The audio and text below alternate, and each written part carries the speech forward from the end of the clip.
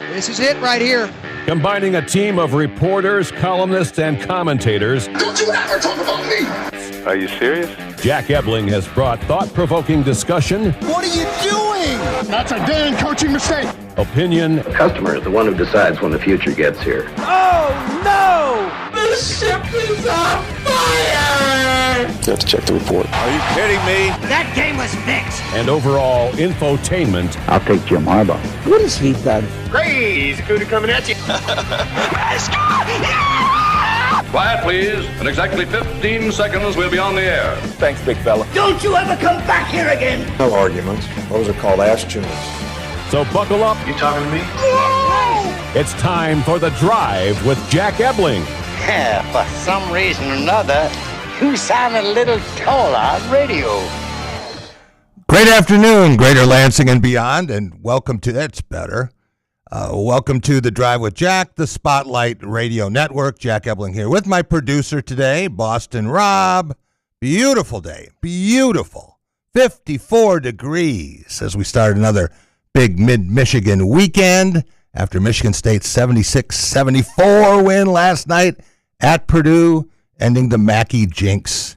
We have a lot of in-studio guests today, and you can watch us. You can follow along. We have a chat going. If you have some questions for some of our guests, we'd love to hear them. But our first guest, someone who needs no introduction. He's going to get one anyway. He is Jim Bibbs, legendary track coach at Michigan State, civil rights pioneer in many ways, and one of the most beloved coaches we have had in East Lansing, not just at Michigan State, but also at East Lansing High School. And, Jim, you were recognized at the last Michigan State basketball home game, right? Yes, I was, Jack. How did that feel? They put your picture up on the scoreboard and everyone is applauding for you. It felt real good. I haven't had that kind of applause since I was running. And that's many years ago. This is the end of Black History Month for another year. Actually, March 1st is Sunday, so we have today and tomorrow. But in terms of the progress we have seen, there's a lot to go, long way left. What is the single biggest thing you can see that has changed since you were an athlete and a coach here? Quite a few black athletes and coaches, because there wasn't too many of either one of us when I was running. When I was running, we had trouble eating in restaurants. They look out there and see one or two of us blacks. They said, "Well, we full, and all the seats empty." But so. And what years were you running again? For those who don't know, 51, 50, 51. But a couple of good years, of course. About 75 years ago. About 75 years ago. That's right. Well, we forget. We look at you. We don't think you're 96 years old. That can't be, right? We listen to you. And thank you. In a couple of weeks, Lord willing, I'll be 97. 97. Wow. Hey, we had someone here last Friday, who was 99 and a half.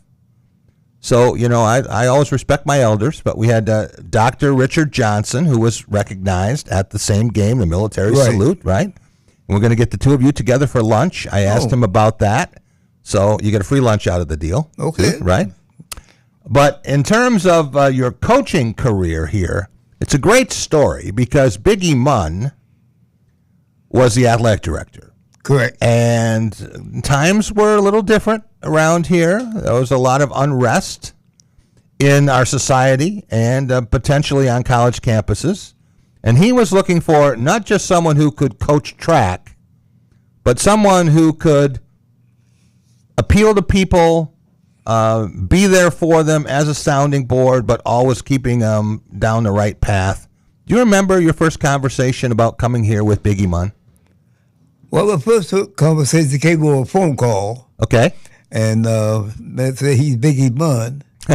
And so I didn't believe him. I thought some of my parents said, why would Biggie Munn call me? You knew him as a great football coach, obviously, right? Yeah, I knew he was a great football coach. And to me, he was legendary. Yeah. So why would he call me? You know? But he was honored to talk to you, by the way. Oh. Okay, he's not here to deny that. But anyway, in the course of the conversation, he convinced me that this was Biggie Munn from Michigan State. And then we arranged would I be interested in coming to Michigan State and coach. He's right there on that phone call. It wasn't a matter of getting to know you. It was he asked me that. Then he asked me, could I come up to visit him? Okay. And so we made a appointment to come see him, and I took my girlfriend at that time, who became my wife. I took her with me, and up there. And so starting out the conversation, she was in on it and everything, and so and then we excused her, and wasn't nobody there. Me and Biggie, he said, "Then that's pretty nice. That's a pretty nice lady there. You probably want to marry her." He's the first one to say that. He's the first one to say it out loud. So he probably liked Martha enough that he offered you the job. Probably. Yeah.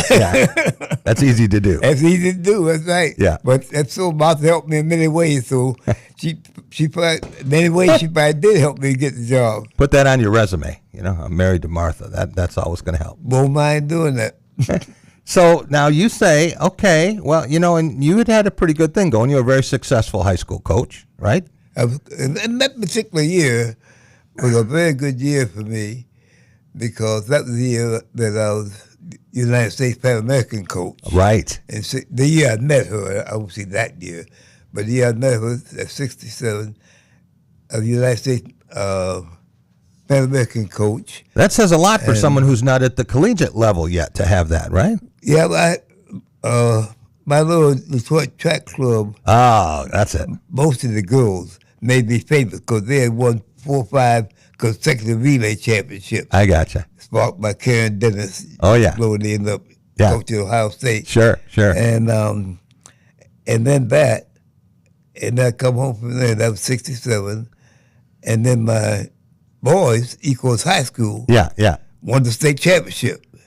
So you were the coach. So right then I was the hottest coach going. I was nobody the best coach, but I was the hottest coach.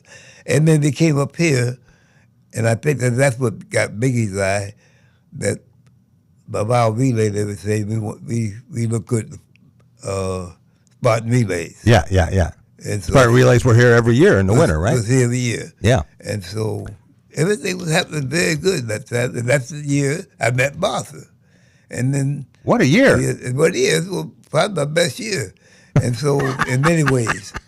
And so then, they had the riot in Detroit. That's right. In 67. Yeah. And they were threatening, as you just alluded to, to come to college campuses, and so therefore they and them decided they better find a black coach or trainers, and so forth and so on. And as I say, I happened to be the one that was kind of the spotlight that year. And so I think that's who else was here coaching Jim with track and cross country? Fran Dietrich had been here. Fran Dietrich was head coach, and Jim Gibbert was assistant Jim coach. Gibbert, yeah. So then you were the second assistant on that staff, correct? Right? And it wasn't long before some of the world's greatest sprinters showed up.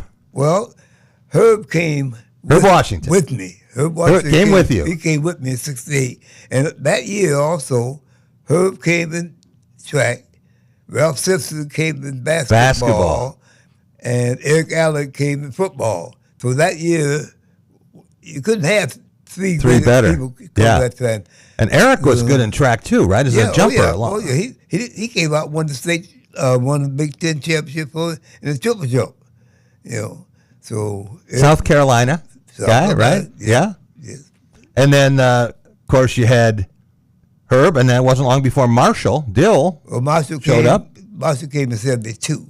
A little later. Yeah, later. It was Herb's last year. Yeah. And his first year. So it's a good handoff to go from Herb to Marshall as your stud, right? That's right. So as I say, I've been blessed. That's all I can say. That two people like Herb and Marshall. Herb was up from Flint, and Marshall from Detroit. Yeah, was right here within reach. Right. So, and Herb, used to encourage me, go get Marshall, because Herman might run it 200 meters anyway. That's right. So, get that guy to do it. He said, just tell me what you want me to do. What a relay team that must have been, even that first year, right? We had a good one. And LaRue Butchie was there, Bob Castleman. Oh, yeah. So we had a great relay team also. Right. So as I said, them plus Martha, I was blessed all around. Jim, we're talking with the great Jim Bibbs here. Long time. Michigan State coach. Before that, Pan American Games coach here to cap Black History Month. I tell people all the time, when I was a student, and I went to school, high school, with Big Red, John Morrison. Oh, John, yeah. Yeah, right? Redford. Yeah, Redford Union. Yep. Oh, yeah, John, my boy. Won the state championship out here when the cinder brick track, by the stadium there. 13-6. Yeah. He went to Golden West. I mean, he did it all, right? Yeah, he did it all. And went to the state meet, and the question was who's going to finish second. That was about it. That's about it. Yeah. But I knew a lot of the track guys at that point, and it was amazing to me the interest in track.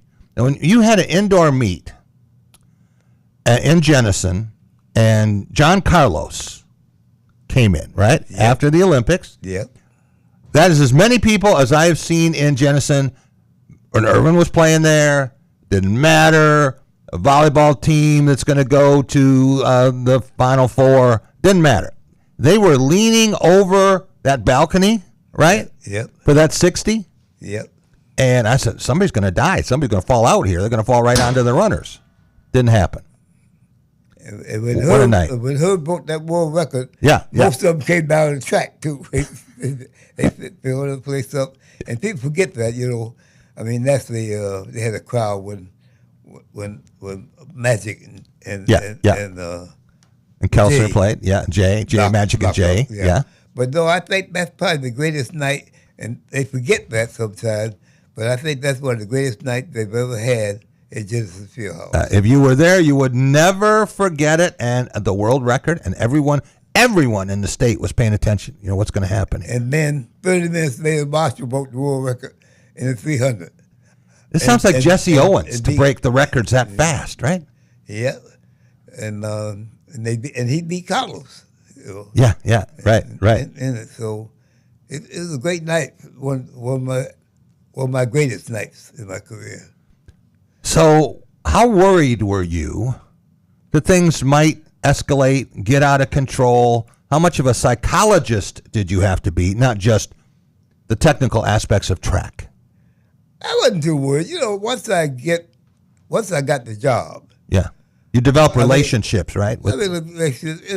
I'm always, in E-course, we had unique situations. So it was pretty much a white-dominated community, which I basically grew up in. Right. And so I never had any trouble dealing with people on the basis of race. I mean, I knew I was black and they were white. Yeah. But even when I was playing baseball sometimes, I played on a team it wasn't but two of us black on the team, and they chose me as captain.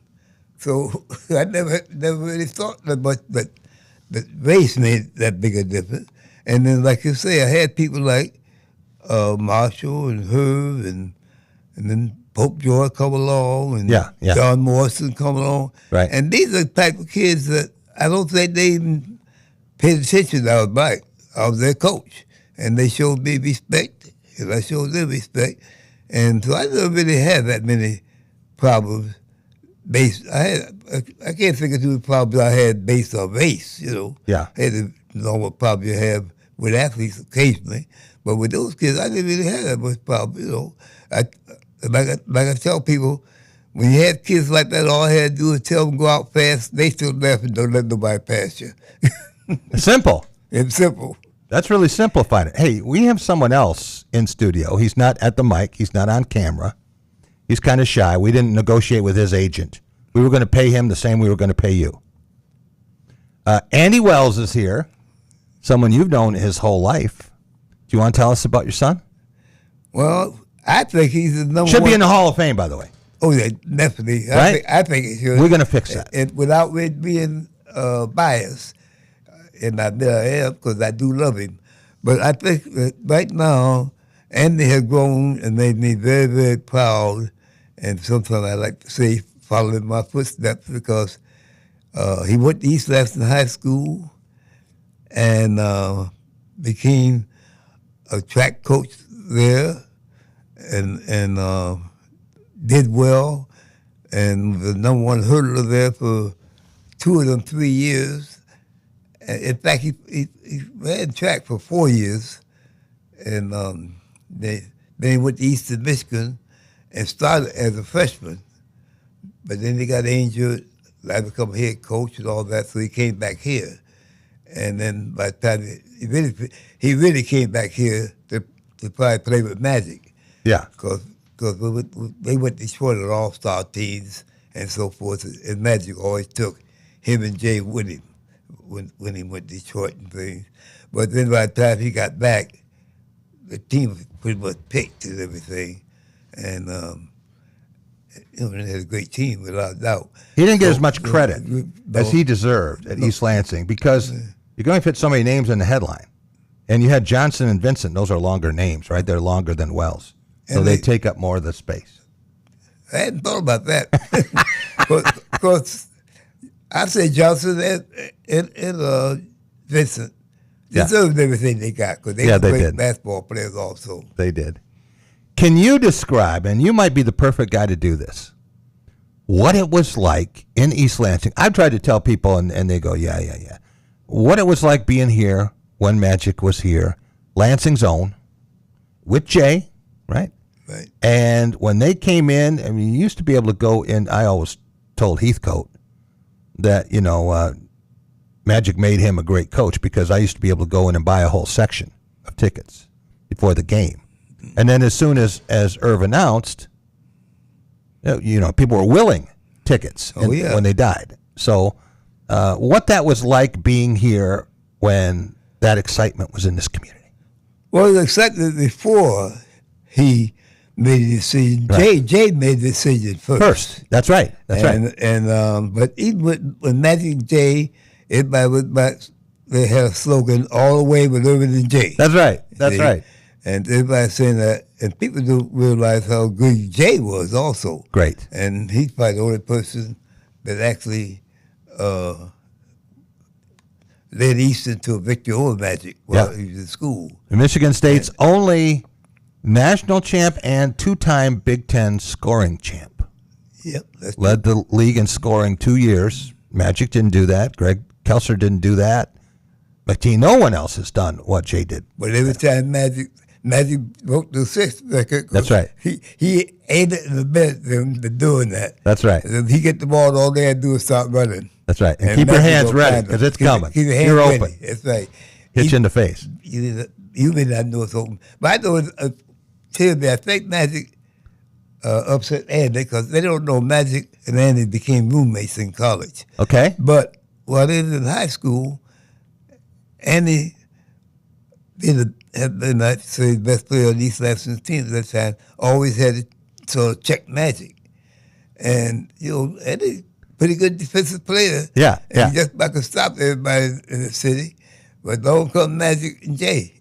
Yeah, you don't see many 6'8" point guards at that level, right? 6'8" point guard. And I think Jay only got 12 or 15 points off anyone. Well, that upset Andy.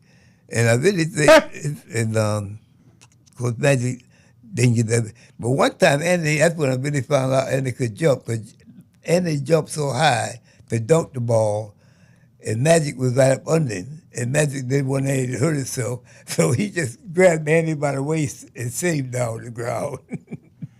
Talk about jumping. I want to ask you about some of the great jumpers we have had in basketball, not just in track, and we have had a bunch of them. From Jumpin' Johnny Green. Yeah, that's before my time. Just before your time. Yeah. Back in the late 50s. Because Blanche Barton said he thought he could jump. Then when he came up here, he said he found out he jumped. He said he jumped one time, and Johnny Green jumped over him. Yeah, come down and didn't touch him. And so Bam said that's when I decided to be a full-time football player. because I found I couldn't jump. Jim, John Green is the all-time greatest Big Ten walk-on because he was in the military and then he had this growth spurt, right? Yeah, and he grew 6 inches. So he is told by a guy who had a Michigan State connection there that, hey, he should come to Michigan State when the war is over. I mean, when his service is over, excuse me, and on the GI Bill. And John said, that sounds pretty good. And Michigan State had black player, Ricky Ayala, was the first one, right? First one. So he wrote a letter to Forty Anderson. And Forty took it and looked at it, threw it in his drawer, right? So they're playing at Northwestern, and they lose. And it's a terrible game. They come back, and Forty says, we're practicing. So the guys get dressed, and they go out for practice, and John Green is on campus, and he sees the lights on in Jenison. He hears, opens, goes in, and walks out there. He says, Coach Anderson, I'm John Green. And Forty looks at him like, well, so? Who the hell are you? And he says, I'm here to play for you. Remember, I wrote you a letter. And he says, no, what? Oh, well, first you have to get in school. So I've already done that. He says, well, you got to get enrolled for classes. I did that. Well, you got a place to stay and you need books. And all done. He says, well, go upstairs and work out with the freshmen. So he leaves, and he's conducting practice, and he's in a bad mood, right? And the assistant coach, a guy named Bob Stevens, comes down from the upstairs gym, and he says, Coach, have your guys shoot free throws and come with me. And Forty Anderson had one rule, his practice. He said, nobody interrupted him at practice unless someone in the family died, right? And he said, Stevens, I told you, I'm at practice. He says, Coach, have your guys shoot free throws and come with me. He goes into that upstairs gym, and there's John Green jumping and dunking 2 basketballs over an 11-foot 6-inch cable. He said, well, I'm kind of glad you interrupted practice. Thanks. And the next thing you know, it was the middle of the year, so you have freshman year. They didn't have freshman eligibility then. So he had to sit out. Came in midway through the 1956-57 season, started in January. Michigan State had a terrible team. Wham! They're in the Final Four. Great walk-on, right? Great story. So anyway, I wanted to ask you about, everyone talks about Jason Richardson and what a great jumper he was, and he was NBA slam dunk champion multiple years, but Cohen Carr can do things that other athletes can only dream of. What kind of a track guy would he be? Could you teach him to high jump? Hey, I think I could teach him that. I'm not a high jump specialist. If not say that about quite because I've seen Furlough. Yeah. And he'll come out there. And the high jump mob be sitting down a bit. It's 6 feet or 6 something. Yeah. Furlough be walking to basketball practice. And then he just back up, take a few steps, go jump on the ball, walk on the practice. Yeah. So, and then you had Shannon Brown. Right. Shannon Brown's a great jumper, right? Great jumper. But though Colin Carr can really jump. Well, they used to have the straddle and the western roll, right? And then when they went to the Fosbury flop, then everything changed because you're going over the bar backward. And if you have a 53-inch vertical, Jim, I mean, you imagine where your center of gravity is when you're up in the air. You can learn the technique, and as good an athlete as he is, I would bet that within 1 year, he could jump 7 foot. Oh, I would too. Andy was a great jumper. He go 6'10" and things like that. 6'10", Andy? Yeah. So 6'10"? He was that number one high jumper than Gary, Blanche's son. Yeah. Beat him one time. He beat Gary more than Jerry beat him, really. But they both jumped 6'10", 6'9", and he's one of the best high jumpers also. He high jumped for Michigan State also. Well, you don't have to teach Cohen how to high jump. Now we'll bring Andy out of retirement to do it, right? We're going to get you some money somehow, Andy. I love Andy, But I'd rather see him go to the Hall of Fame than go out to high jump. Yeah. Well, we'll take care of both of them. And the guy no age right now, too. So I got another idea with Cohen Carr, right? And Cohen, you don't want to hear any of this because he wants to play in the NBA. They all do, right? He needs a growth spurt. Yeah. Unless he's going to stay at that height, then he needs some ball handling, he needs some outside shooting, he needs some other things. I think if I were an NFL team, I don't care that the guy has never played. We saw that with Pete Gent, who was here, went on played for the Dallas Cowboys. Cornell Green, Ronaldo Nehemiah, right, with the 49ers. If I were an NFL general manager, I would draft Cohen Carr. I don't know what round, but I would draft him. And just in case. And I think somebody will. Somebody take a chance. Can you imagine him in the red zone? Just, throw it up. Let me go get it. That's a touchdown. How about blocking kicks? Just if he could time it, he could learn that skill, right? Yeah. He sits out for a year. He just practices, just learns it. He'd be a game changer. Have you ever talked to him? Did he ever run track in high school? Or he was so interested in basketball that I don't think the other sports ever really. Yeah. But everything I agree with everything you say. When you got that kind of basic talent, unique. They can find a way to use it. Yeah, and so I can see him being a 7-foot high jump without too much work. Yeah. But you can say that about a lot of those great basketball players. Yeah, but most of them are 6'8", 6'10", right. that type. But this, as you say, he's only 6'5". Yeah. But as I said, he can leap over tall buildings. All right, high school track. What's the state of it now? Is it down a little bit? Is it the interest in it, the participation in it? Well, you did a lot of these slants in high school too. Yeah.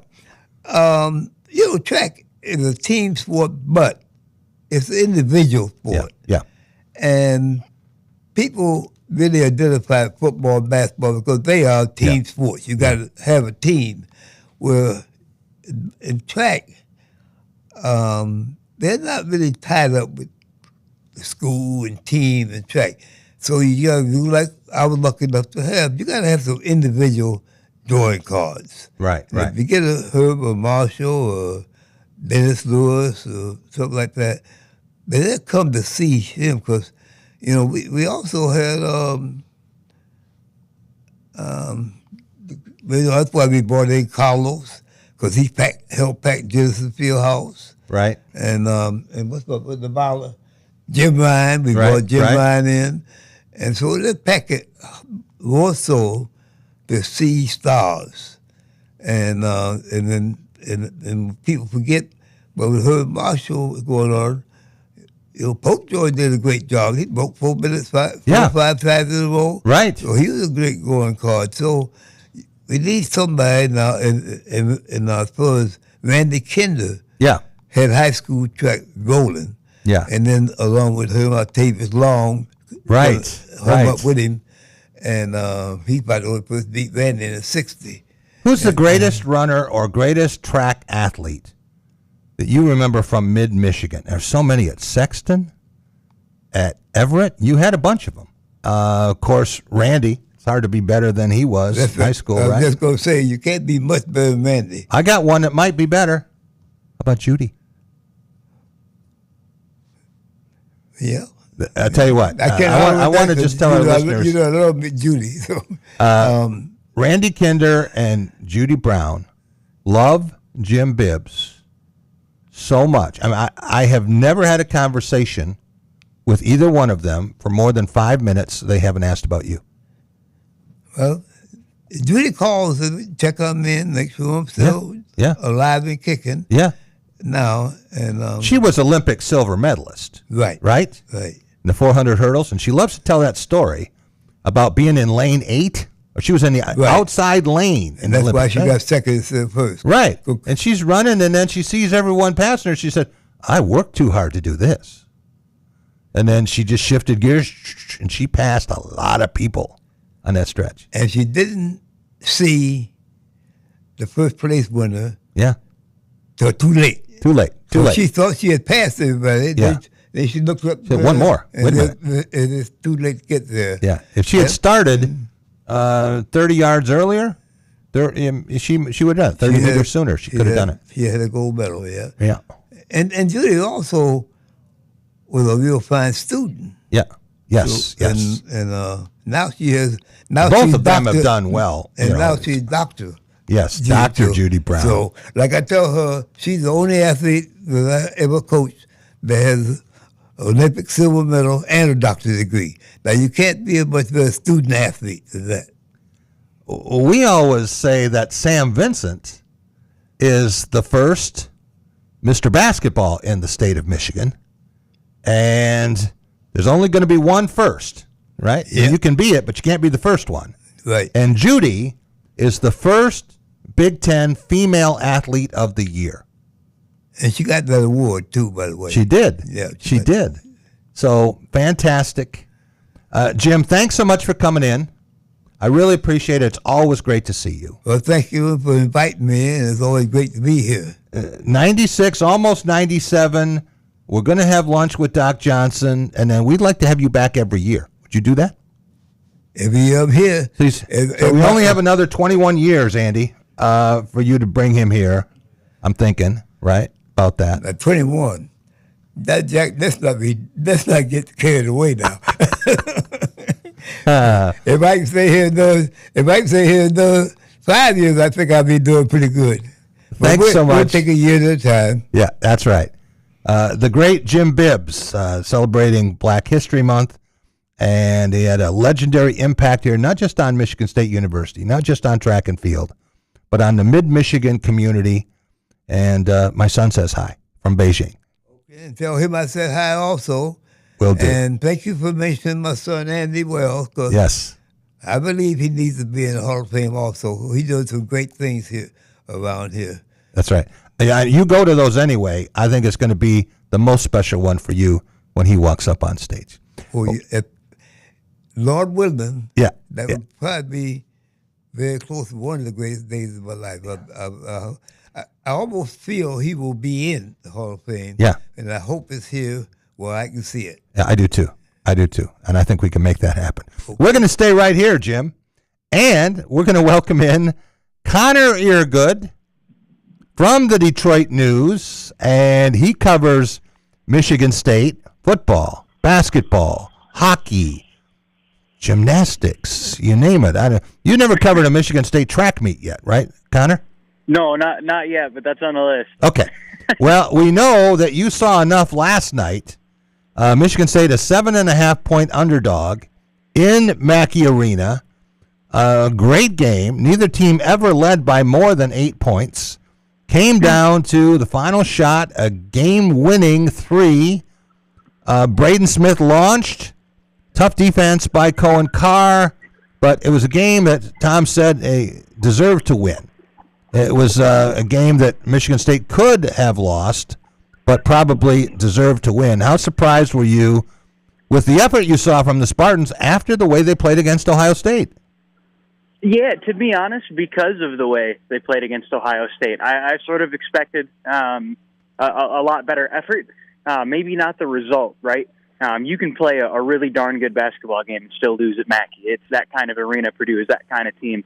But for Michigan State to go in and get that win, I think says some pretty strong things about where this team could go in March. And wrote some of that at DetroitNews.com today. Mm-hmm. About what this could do for them, what it proves, and sort of the Izzo type of guys team that we're starting to see materialize at the right time of year. Yeah, I think when you think about the stars last night, and there were a lot of them. A lot of players did a lot of things, as Judd Heathcote used to say. And I don't know that anyone was better than Carson Cooper. He was the leading scorer. He outscored Trey Kaufman-Renn by 5 points, and TKR had just scored 27 against Michigan. And then Jeremy Fears did his job and outscored, or had the same number of points, as Braden Smith. And Purdue's leading scorer only had 12 points. But Michigan State also got good play from a lot of guys. I thought Kurtang hit some big shots. The freshman, Jordan Scott, and Cam Ward played a terrific game, except that last free throw. I'm glad for him. Because that would have been a terrible way for that game to end, and he would have had to live with that for a long time. But a lot of players doing a lot of things, Connor. Yeah, absolutely, and that's how this team is designed to win, right? They're going to get a lot of contributions. They're going to get a lot of guys doing little things, right? And sort of, I think of the way they played defensively. This may have been Kurtang's best defensive game that we've seen from him all year. I mean, the Kentucky game, it was sort of a misnomer, I think, because of how disjointed that Kentucky team looked earlier in the season compared to some of these other teams that are more unified. That's what happens when you go give players a bag in the portal and try to assemble the Avengers. But Purdue is sort of pushing in that second half to get the lead back after Michigan State took it on I think it was a 5-0 run from Tang alone. Right. And that steal was huge, and he feeds Cohen for a windmill dunk that he jumps from the Big Ten logo. There's no script to respond to that. I don't know that NBA teams respond to that, right? Obviously, Purdue comes back within a shot, but again, you see all the different guys making the contributions. Jordan Scott has a three. Defensively, closeouts were crisper. Communication was key. Even in that loud of an environment, you saw guys, motioning body, hand signals and things to keep on the same page. There was a lot of, I think the word I'm looking for here is togetherness out of Michigan State. And Tom mentioned that. Players mentioned that after the game, that's a huge thing to take out of this one. Xavier Tillman before the game said, you always want to leave with something to hang your hat on. Right. Even in a tough environment, you may not win at it, Mackey. And, I think Michigan State can hang its hat on a lot of things, but I think togetherness is probably the one that stands out going into March, where it's only going to get tougher from here and through the NCAA tournament, Big Ten tournament, and where they have some of these lofty goals. When you think that this team beat Arkansas, beat North Carolina, beat Kentucky convincingly in Madison Square Garden, beat Illinois in a classic game, overtime game. Was this Michigan State's best game of the year considering the opponent and where it was played? Yeah, I would say so. And I thought about that writing off the game, if I could call it their best win of the season. But I would say so. Obviously, beating Illinois at home, at that point was probably biggest of the year. They're fifth in the country at the time. Now they're tied for second place in the Big Ten with Michigan State and Nebraska. But I think for the statement of where they did it, right, you learn a lot about yourself on the road. Things don't go your way. There's travel. There's a hostile environment. You're sort of isolated. That's where teams learn a lot about themselves. And Michigan State knew that going into Mackey, that it was going to be a test. I don't think they could have had a more they probably could have had a more convincing answer if they maybe out-rebounded Purdue a little bit. But again, Purdue's a good team. Yeah. They can win a game too, right? Right. Not everything's going to go your way. But Michigan State learned a whole lot about itself in this one. When you think about one game, and again, they aren't that far from the disappointment that they had. We have some guests here. I'm going to try to motion them into the studio. Oh, Rob's getting them right now. Okay. I'm thinking that anything can change in one game. And Sunday, I heard people leaving after the 66-60 win over Ohio State very frustrated. And now everyone thinks, hey, this team can play in the Elite Eight again. It changes so fast, Connor, but oh yeah, they were talking about, okay, they lose this game, which they hadn't won since 2014 in West Lafayette, and then they go to Michigan and they lost by 12 to Michigan here. So are they going to win there? You've always said that you thought this would be a split anyway, but a lot of people didn't believe that. So they said, okay, Michigan State is not going to get the triple bye. They're going to have to play on Thursday in the Big Ten tournament. Then they're going to be maybe a 4 seed in the NCAA tournament. That's really tough because it isn't long and you meet the 1 if you keep going. Now, with one performance, they shoot up in the Ken Palm. They're going to go up in the rankings if they don't wet themselves at Indiana. And now people are talking about they could even finish as a 2 seed. People talking about what might happen for them down the road. They could be, there's still a chance, believe it or not, that they could share the Big Ten championship and be the 1 seed in the Big Ten tournament. Now, I'm not saying that's going to happen, okay? In fact, I think it's very, very, very long odds that Michigan is going to lose tonight at Illinois, next week at Iowa, and then to Michigan State in Chrysler Center. But Michigan State is positioned that it can make a lot of things happen here, and now it controls its own destiny more than it did. Mm-hmm.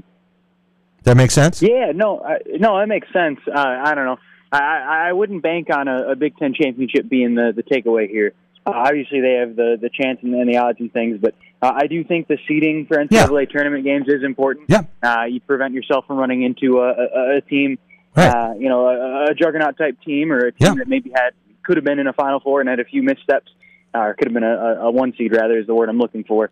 I think some of those Big 12 teams that are sorting themselves out, right? Yeah. Kansas, Houston, Iowa State, probably missing someone in there, but a bunch of really talented teams in other conferences that, Michigan State maybe doesn't want to run into in a Sweet 16. Right. You open up that window a little bit when you get a higher seed, and I think we saw that with their matchups last year. Yeah. Ole Miss was a lot easier than some of the other Sweet 16 matchups that other teams drew. Right. Not to say they were pushovers by any stretch of the imagination, but there are advantages to getting a 1 seed or a 2 seed. Obviously, 3 over 4 matters too. But I think that's the takeaway here is that they put themselves in a much better position when things were sort of slipping for them. And granted, they always tend to play their best games in March, right? Yes. That's what Izzo's known for as a coach. And he knows how to press those buttons. He's got 31 years of experience to know how to get the most out of his guys, and he uses it. So the big takeaway here, I think, is that Michigan State is, in fact, in the right direction.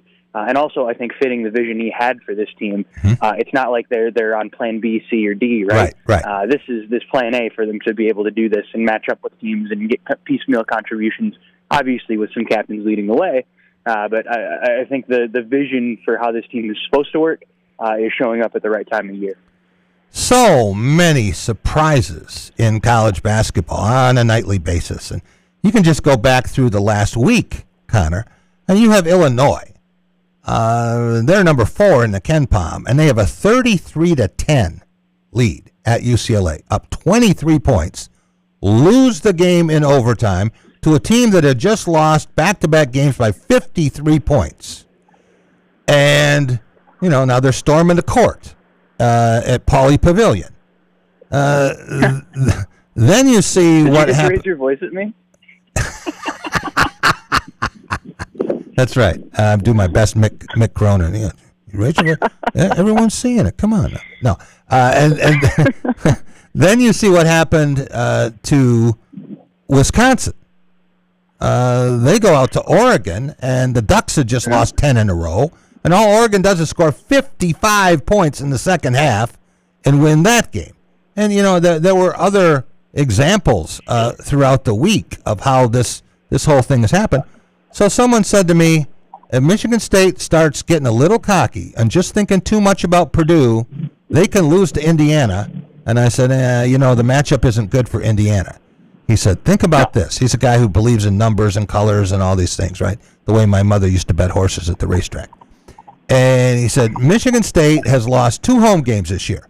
And what color did the opponent's uniforms? What were they? Duke, Michigan. They were Duke, blue, right? Michigan and blue. Yeah. And they've lost how many road games? 3. And what color were the uniforms? I said, this doesn't matter. He said, what color were the uniforms of the teams that beat them?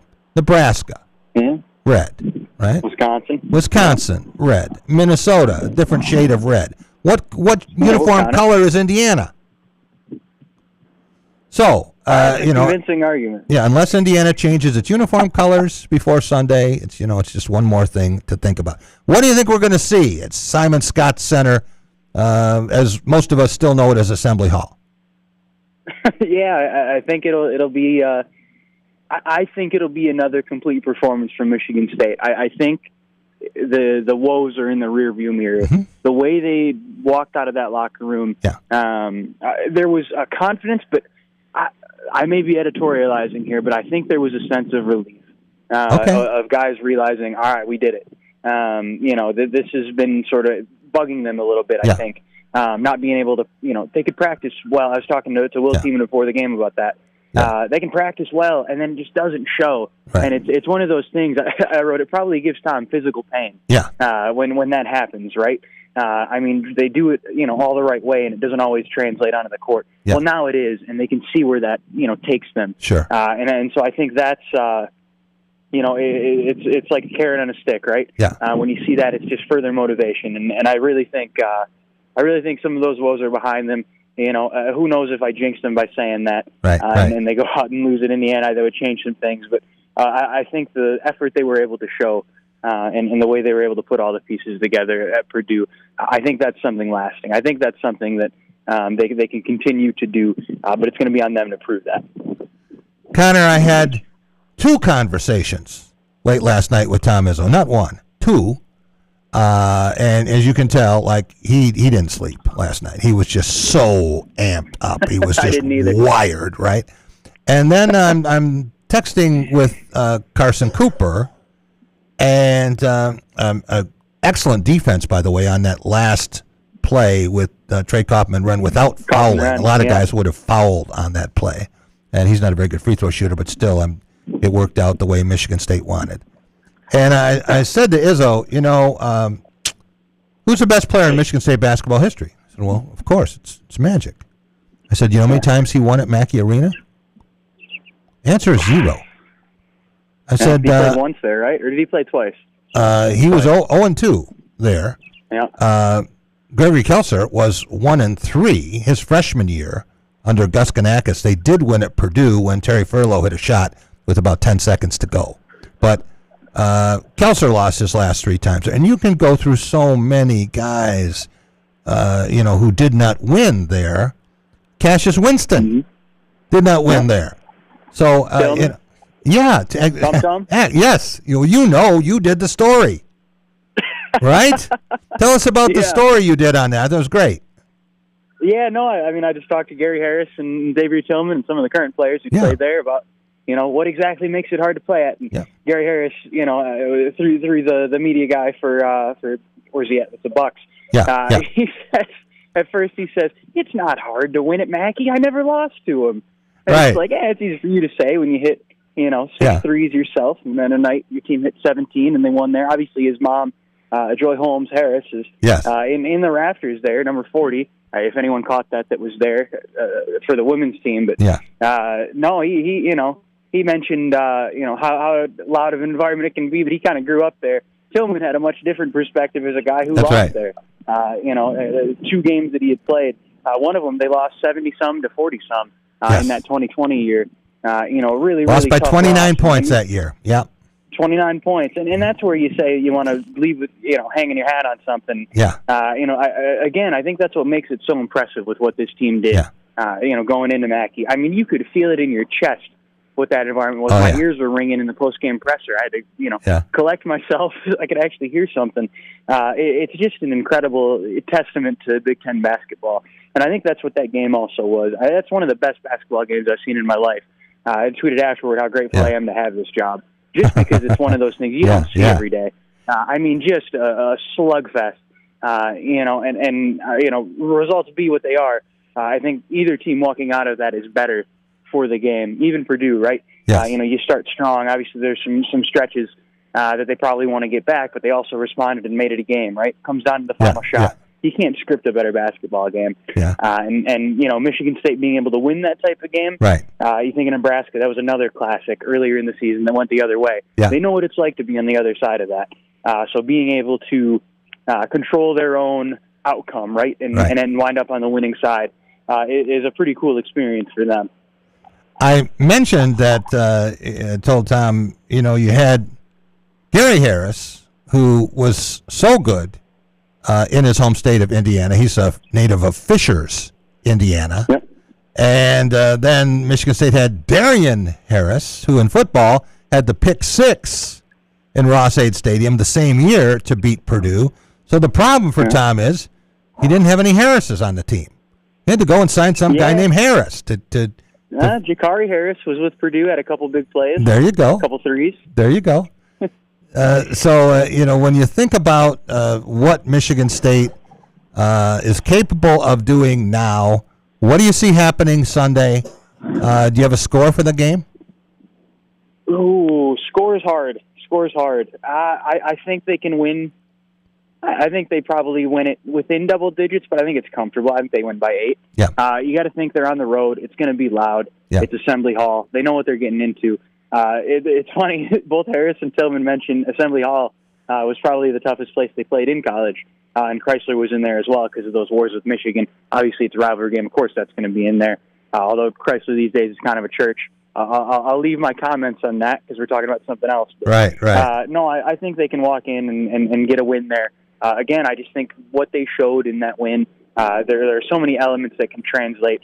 There are so many encouraging signs. Yeah. But they're going to have to go in and actually do it, right? That's right. You can't play the game on a spreadsheet. You can't play it on paper. So they don't give it to you before the game. That's right. Nope. Connor, thanks so much. Are you coming to the hockey game tonight? No, I'm actually in Kalamazoo. I'm going to be at Western North Dakota tonight, and then I'll be at Hockey Saturday. Okay. Come on. All right. Busy Well, week. you might be there when Michigan State locks up a Big Ten regular season championship. Third time. Yeah, that's right. 3 in a row. We have some great guests coming up. We're going to take a quick break, and when we get back, Jeff Lazarus from Strikeout Baseball. And he and John Smoltz, their love has come to fruition here, not far from here. It's north of the Capitol. We're going to talk about the Tigers. He's going to be in Florida for the World Baseball Classic. We're going to talk about Strikeout Baseball and the opportunity that it's giving so many young people to learn the game. It's a game that you can play with 2 people. You ball, you've got strike zone, you got the cage, everything is marked. It's fantastic. It's a ton of fun. And we have 3 section leaders from the I-Zone with us. Very excited to see them in studio. Talk about Jacqueline Kuhl, Josie Cahan, Anna Norfleet. They are here, and we're going to have a lot of fun with them. And then Jay Green will be here. And I'll tell you the story about Jay Green last night at 1 North, and I thought they were going to have to throw him out of there during the game. Well, we will be right back with all that and more coming up on A Drive with Jack. Jack Ebling here with my good friend Matt Sloan at Graph of Okemos. Some great product here in early 2026. You got it, Jack. Here at Chevy, we have, backed by popular demand, the all-new Bolt, redesigned and back in full force for us. People are really excited about that vehicle. It did great for us in the past. Great. And then next door, the Nissan Sentra, completely redesigned for that model. Great fuel economy. It's going to be a hot seller for us.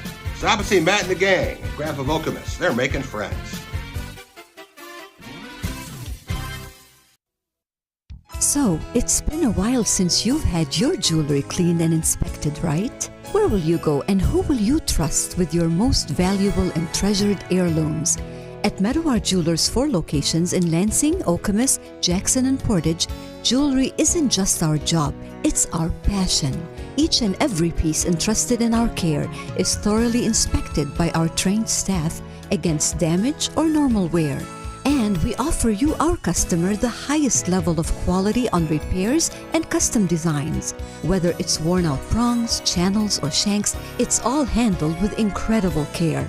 Meadowar Jewelers in Lansing, Okemos, Jackson, and Portage want to help you preserve your memories and offer you options on creating new ones. Come in today for the cleaning and inspection of your jewelry. We continue to work hard every day to earn your confidence and trust. Dean Transportation is looking for compassionate people to join our team of school bus drivers and attendants. Visit deanjobs.com to see all openings. Dean Transportation provides paid training to obtain a commercial driver's license, increased starting pay, comprehensive benefits, and flexible schedules with no weekend shifts. No experience needed. Apply today at deanjobs.com and train for back to school season. That's DEAN jobs.com. Amy here from One North Kitchen and Bar. Tuesdays are family fun night at One North. Kids under 12 eat free with the purchase of an adult entree. Bring the whole crew to One North in Lansing, Jackson, or now East Lansing. Good food, happy kids, and an easy win for the family every Tuesday.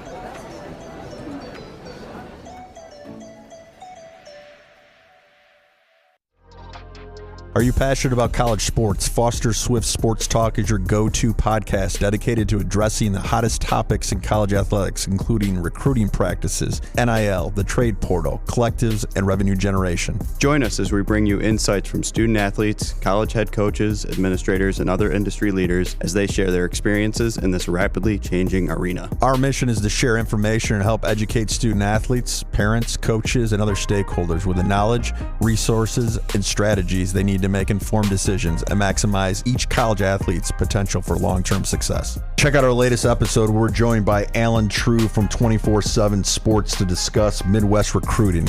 Like and subscribe to our YouTube and Facebook pages to watch all of our episodes, or you can give us a listen on any of your favorite podcasting platforms by simply searching Foster Swift Sports Talk. Until next time, I'm your host, Dave Russell.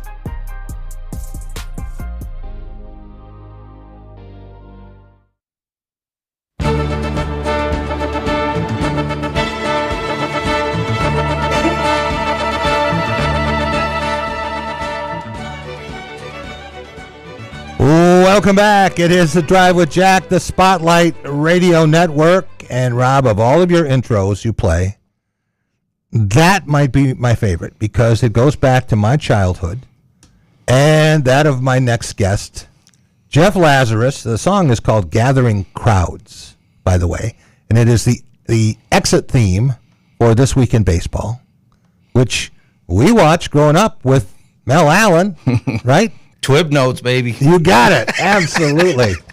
People now say, what are they talking about? Hey, you had to be there. We want to talk a lot about baseball in 2026, starting with the Detroit Tigers. How excited are you about the young players and the acquisitions? I love the game. Yeah. There's a lot of shaking and moving going on. There's been a lot of flack about whether or not Skubal's going to be there or not. He's under contract, of course, now, and I think everybody's excited, and having boss man back, Verlander, to kind of lead the charge with his experience, it's exciting. And you're about the Tigers today? No. Okay, Rob, now am I allowed to talk? They scored 16 runs. Javi Baez even hit a home run. Nice. 16-8 win over the Phillies. So now they won't go winless in spring training. They're 1-5-2, I believe. Right? Mm-hmm. So that is good stuff. Well, does Chris Buck know that? You're in the seat there where the big Phillies man sits. Yeah. Does he know his team got their butts whooped? Probably not. Probably not. So when you think about this team and young players, Kevin McGonigal, Max Clark, Brasino, I mean, they've got a lot of players, Bryce Rayner, that people want to see. They're excited about it. How much interest is there for you? I know you always want to go down the ballpark. Can't pry you away.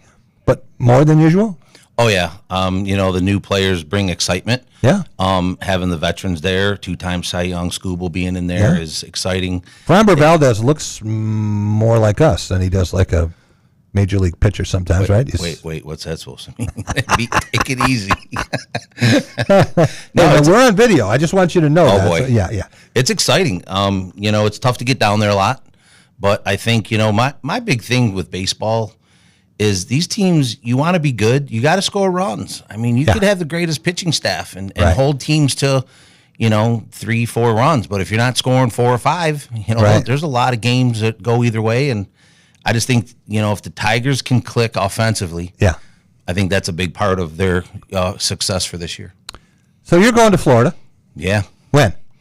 We're leaving the 14th to head down to the WBC and go see the semifinals and the championship game down in Miami. It's going to be exciting. Will you get a chance to see the Tigers or any other teams while you're down there? No, it's all WBC. Just going in for a few games, the tail end of the tournament. And I was there a few years ago in 23. Got to see the United States battle against Japan. And what was that like? It was amazing. I tell people I've been around sports my whole life. Grew up in Detroit. Been around a lot of big things in the way of seeing the World Series in '84 and the playoff runs and all that. But I tell you this, I kid you not, I can't even overemphasize this. I walked into the stadium in Miami on Friday night, Puerto Rico, Mexico. Oh. I'm yelling at my buddy next to me. You think he's going to pitch him inside? You can't even feel yourself think. It's unbelievable. So they have fans from all countries there? Everywhere. Oh, yeah. Yeah. Yeah.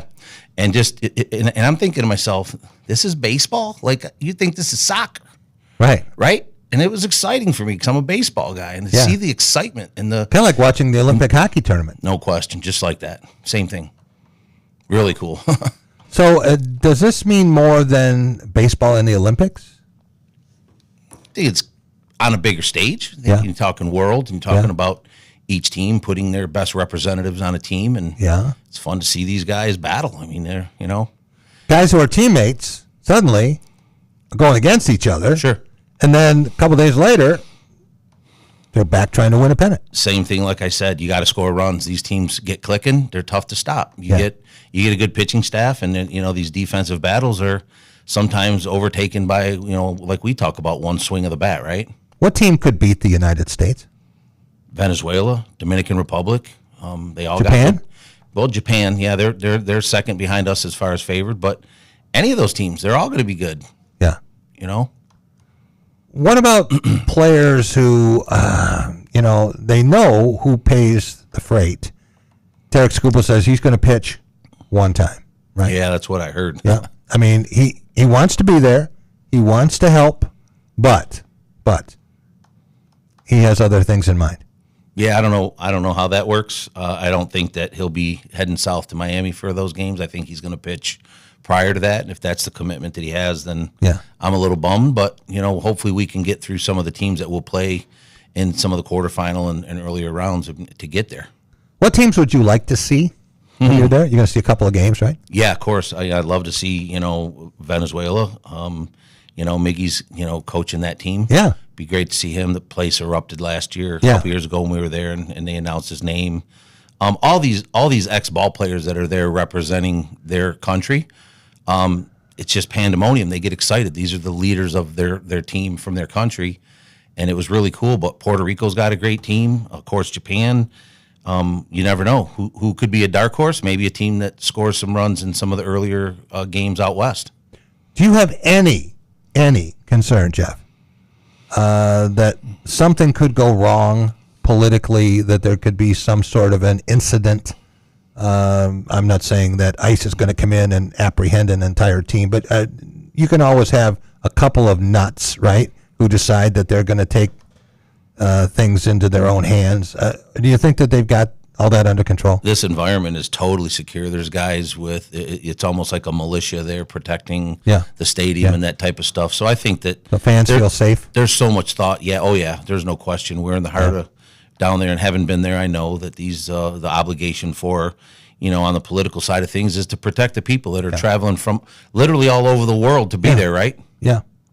So some guy named Smoltz is on the broadcast for these games, right? Yeah. Guy you know pretty well? I took a look at the whole broadcast crew. They got a lot of seasoned veteran guys that are going to be down there announcing the WBC, so that's pretty cool too. So how much time will you have with John? Will you be able to go out with him and have a meal? Or yeah, we'll meet up probably for lunch one day while we're down there. I'm not really certain what his schedule looks like. I know that he's scrambling from out west. He's going to be in Texas doing some of the other games. Okay. He'll scoot over to Miami on Saturday the 14th. Yeah. So he could do the 15th, 16th, 17th, which are the semis and the championship game on Tuesday. And then will you be at opening day for the Tigers? Maybe in the crowd outside, supporting the team, but probably not. I don't have tickets, but I don't have tickets. No. Yeah. Okay. I like to be down there. It's a full day. It's an event. They say it's a holiday down there. That's right. How many games do you think you'll see this year for Major League Baseball? I'll go to a dozen or so. Yeah. Yeah, try to get down there. I like to go to the day games. Okay. I like to go to some of the afternoon games. Well, because I can get back home and, have it be a decent time. It's tough when you live an hour and a half, 2 hours from, down in Detroit to get down there and see a ball game and get back home. It's a late night. We had you on the show not too long ago to talk about Mickey Lolich. Mm-hmm. Very briefly. And you just flipped me the ball here for Strikeout Baseball. Mm-hmm. And it's weighted. It's appropriate weight to throw. It's not like a tennis ball or a wiffle ball. Mm-hmm. This says Major League Sky Bounce, right? Yep. Why'd you pick this ball? It's got a good weight to it. It's pretty durable. There's some out there that tend to split. There's some that these get beat up at the stadium being thrown against the wall. Oh, yeah. We want something that's durable. We want something that the kids can keep. We make them available to them. They want them to be durable.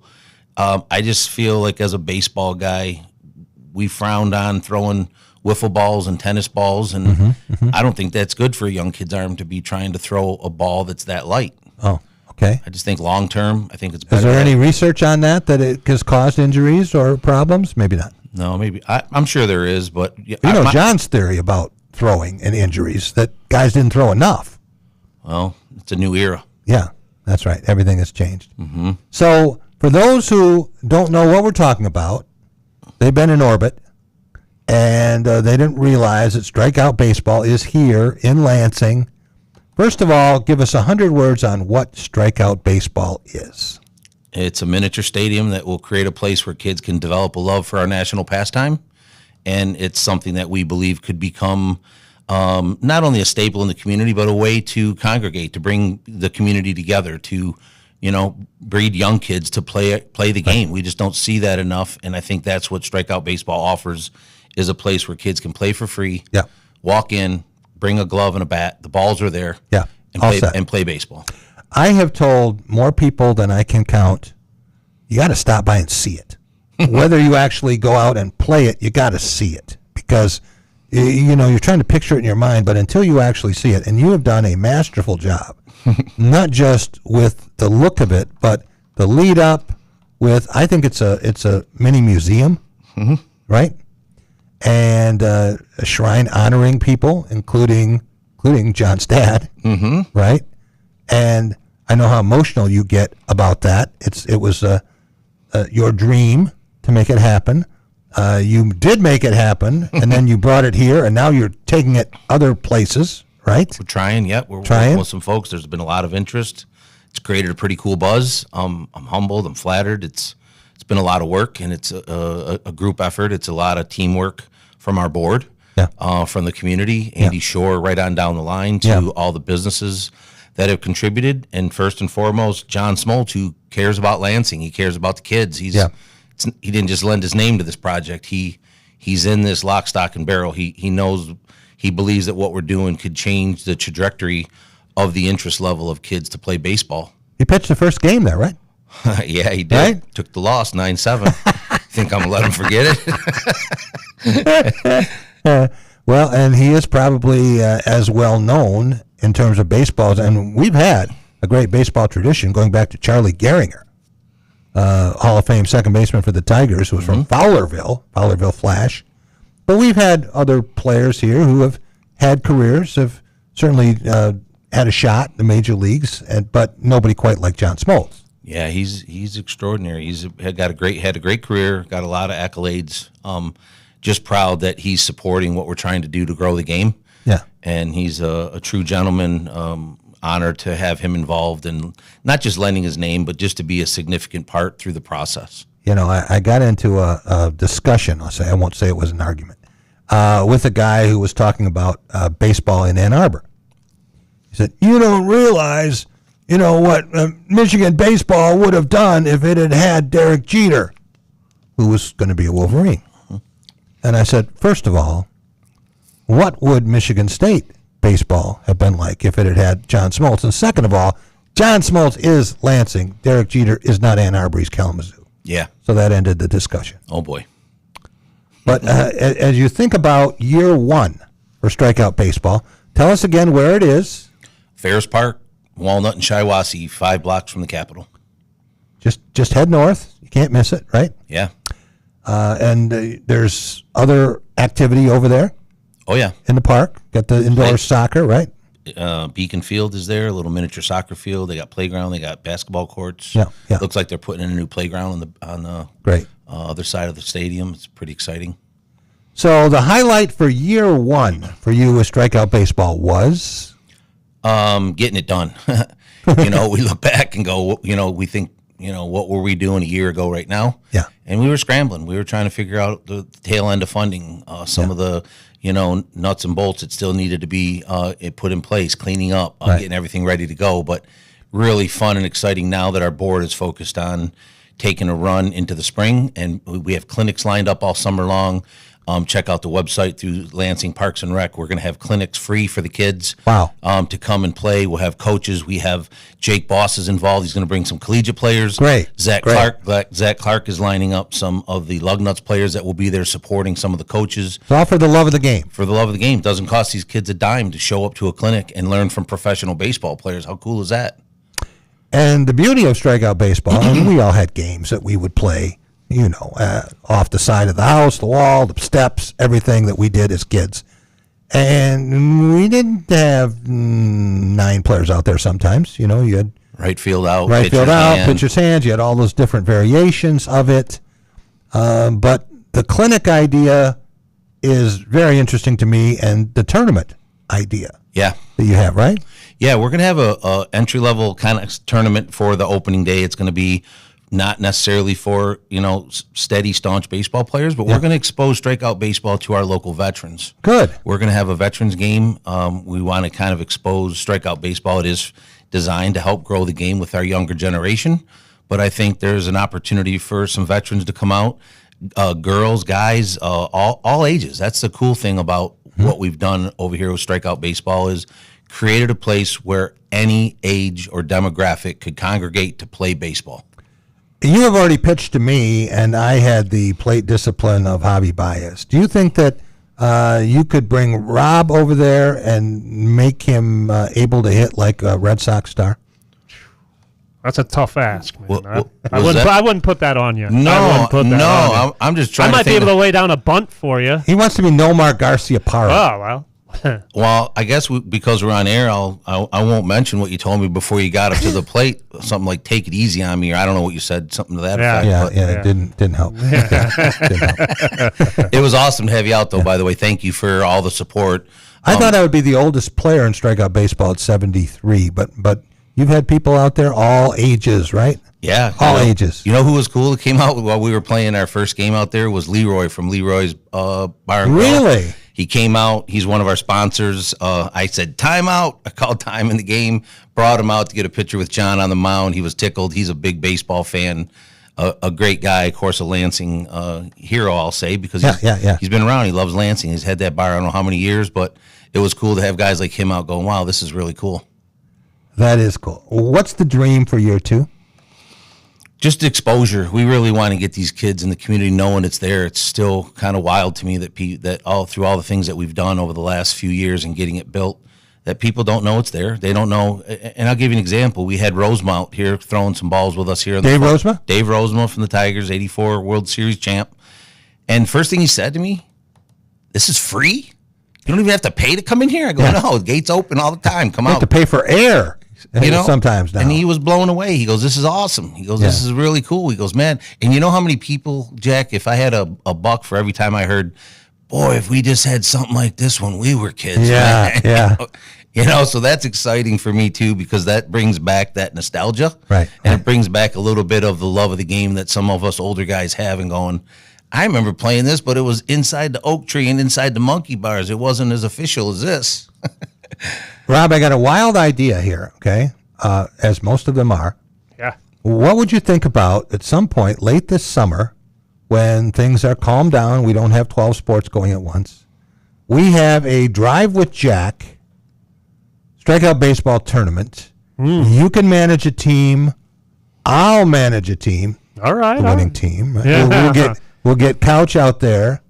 That team's guaranteed to finish last. We'll have the Rube out there. Yeah. We might. We can't get Michael Patrick. We can get Tony out there.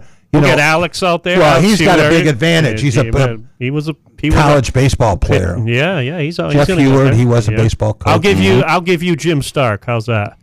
Right now. You know what? Even before you'll probably take him. I would take him. This is a guy who's in his 60s and he still plays hardball. He still plays hardball. Yeah. There's a lot of guys that still love the game, and this is a great way for some of the guys that don't really. And John mentions not having to run bases. Right, kind of cool. Right, that is cool. But I do want to point out. Injuries. I do want to point out that the stadium is there for free play. Yeah. We're going to have a lot of interaction with the community and doing some events. The clinics you can sign up through the Parks and Rec website.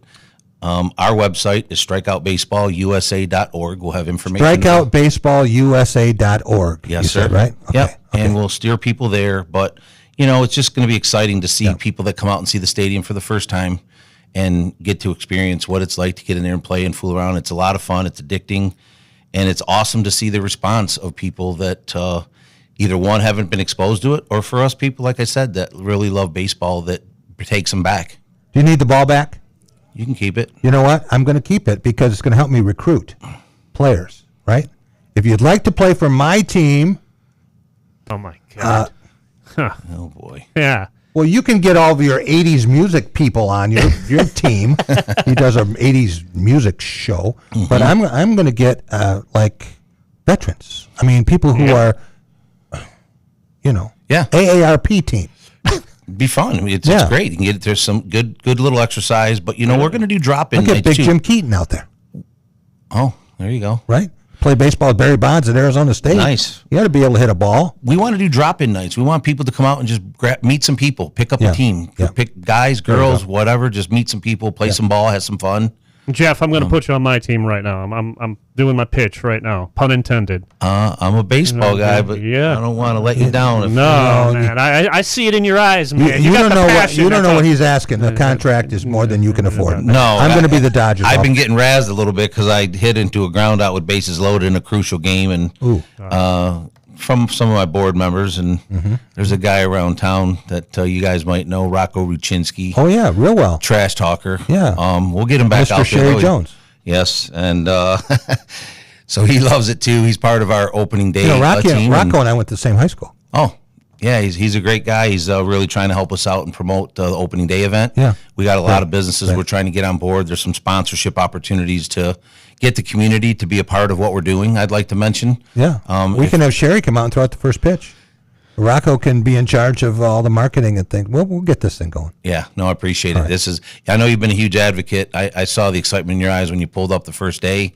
I couldn't believe it. And you're right. People have to come see it. Come check out the stadium. It's awesome. You had told me about it, and I'm thinking, this will be pretty cool. And then my mouth just dropped when I saw the walk up to the stadium and all the work that had been done there. Mm-hmm. Yeah.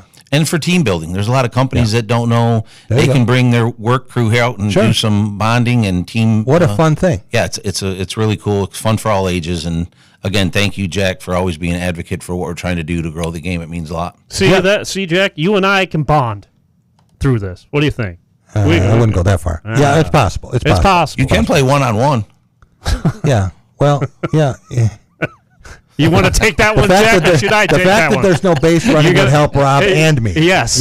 Both of us. Yes, indeed. Jeff, thanks so much for coming in. Yeah. Appreciate it. And we're going to have you on as a correspondent from the WBC. So I don't know if I mentioned Saturday, May 9th, opening day, Ferris Park, Strikeout Baseball. Looking for some sponsors to help support the event. Okay. We're going to have games. We're going to have a lot of food trucks. We're going to have a lot of different things going on. Great. Involving the military, and excited to bring the community together to see Strikeout Baseball and experience what it's about. We will be right back, and we're going to bring in 3 outstanding section leaders from the I-Zone. Jacqueline, Josie, and Anna will be in here next on The Drive with Jack. Dean Transportation is looking for compassionate people to join our team of school bus drivers and attendants. Visit deanjobs.com to see all openings. Dean Transportation provides paid training to obtain a commercial driver's license, increased starting pay, comprehensive benefits, and flexible schedules with no weekend shifts. No experience needed. Apply today at deanjobs.com and train for back to school season. That's DEAN jobs.com. Hey, Jack. I'm looking for a lunch deal that actually scores. One North Kitchen and Bar has a 2 for $12 lunch combo, right, Jeremy? Absolutely. We can mix and match half sandwiches, salads, soups, or classics like cheese quesadillas and personal pizzas. Weekdays 11 to 2 and Saturdays from 10 to 2. One North. Easy win.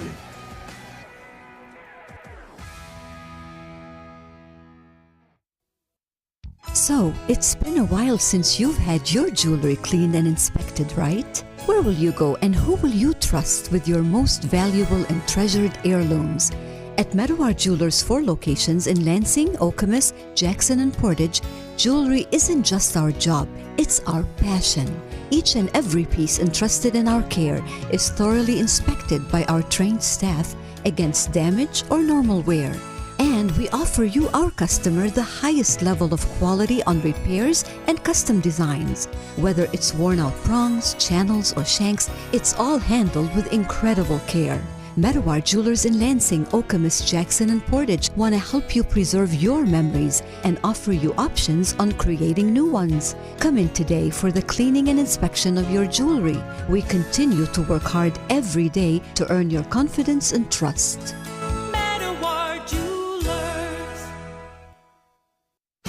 Jack Ebling here with my good friend Matt Sloan at Graf of Okemos. Great time to get a great vehicle. Fantastic time, Jack. 0% financing is back. Hard to believe this time right now we can get a vehicle with 0 interest. Wow. And if you're looking to pay cash, how about rebates up to $10,000? That's unheard of lately, right? $10,000 off on a vehicle. How about leasing? You want to lease? You can lease a vehicle right now in the low 3s. Come on out and take a look. We're talking everyone's language. Stop and see Matt and the gang. They're making friends.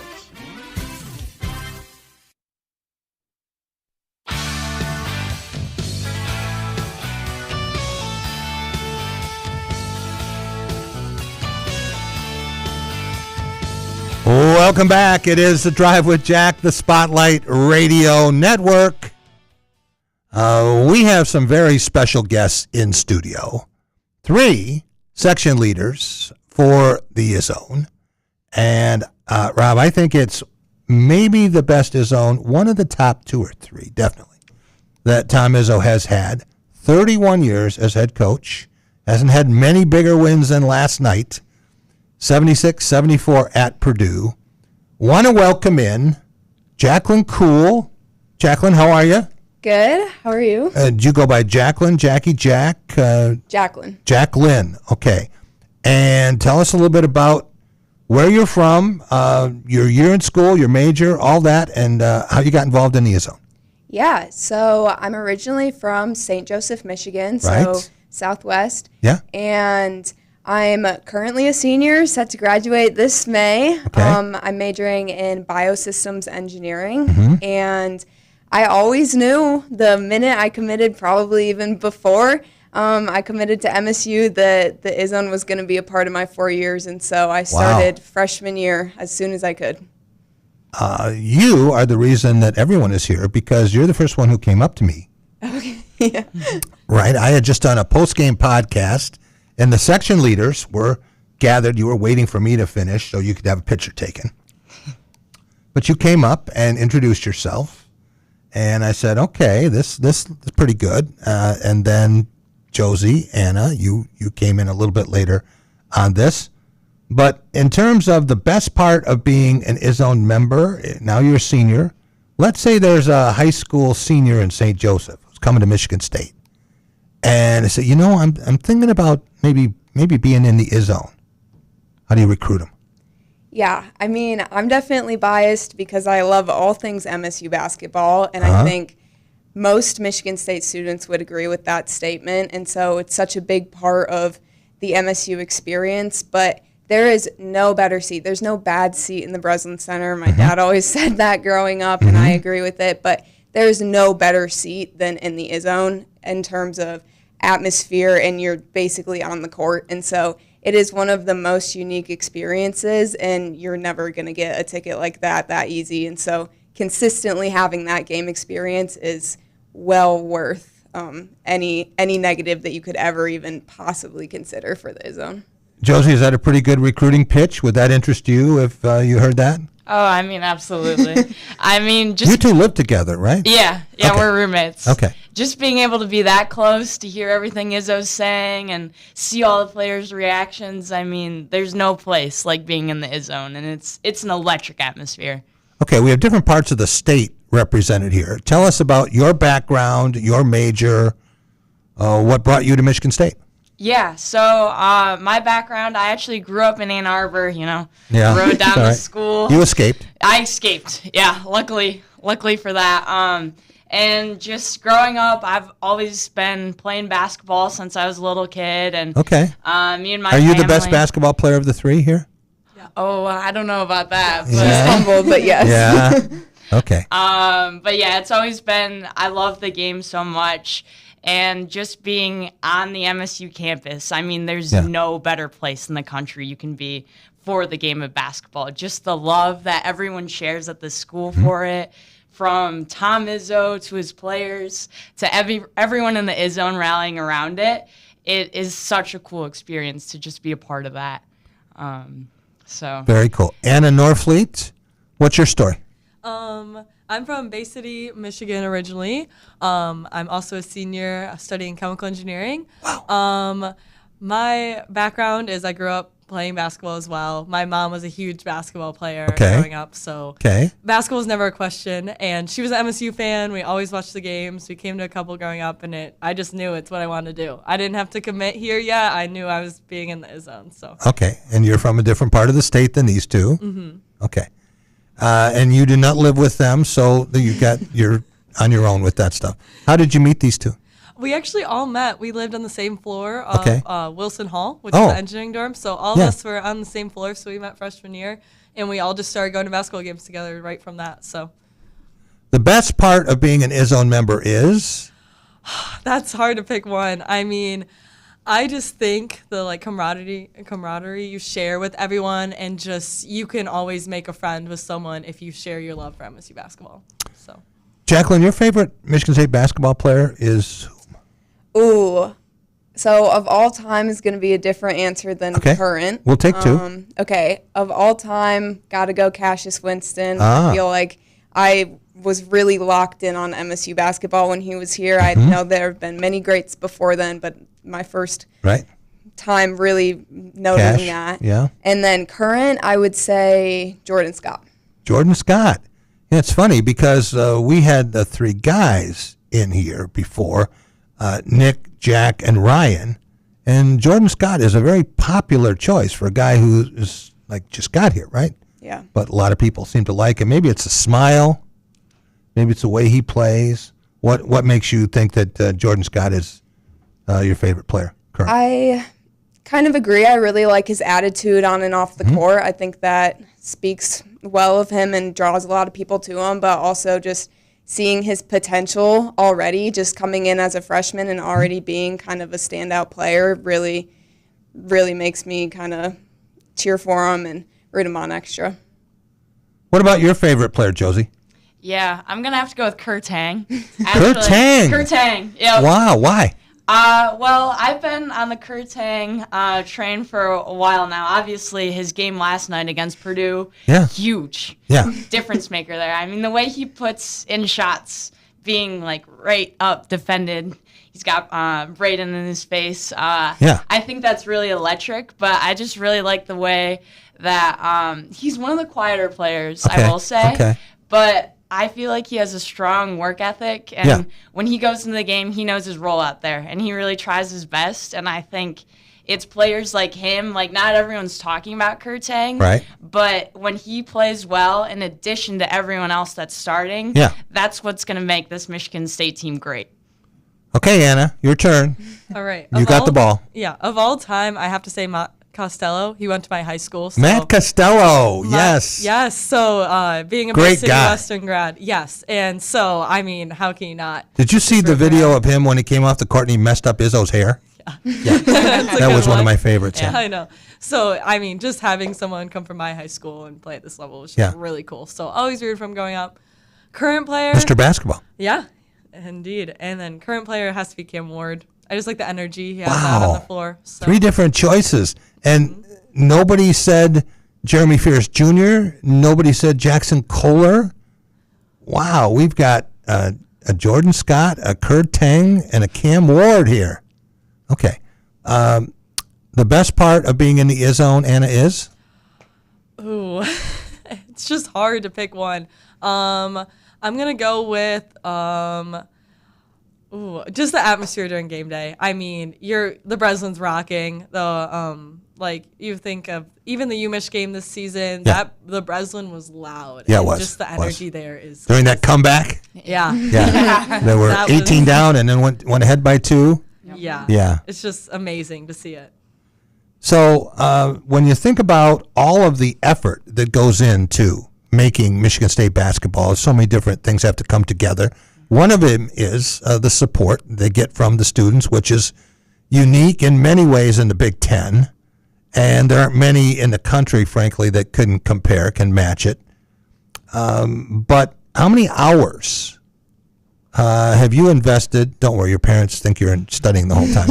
Yeah, right. But in terms of times that you have been doing the camp out, waiting for tickets, lined up, right? Mm-hmm. How many hours this year would you guess, Anna? Now, we know with your major you're able to solve this problem. How many hours have you invested in Michigan State basketball? I'm going to go 150 as my estimate. It could be more than that, but I mean, with camp out, us being behind the scenes as section leaders, we're doing stuff that whole week. We're setting up in the morning leading up to it. There's a lot of string and stakes that have to be put in the field for all those camp out. That's more than 6 full days. Yeah. Oh, yeah. Yeah. And Josie, worth every minute? Oh, yeah. Wouldn't trade it for the world. Yeah. Yeah. Okay. Talking about players, have you had a chance to get to know any of them or meet any of them? Have you?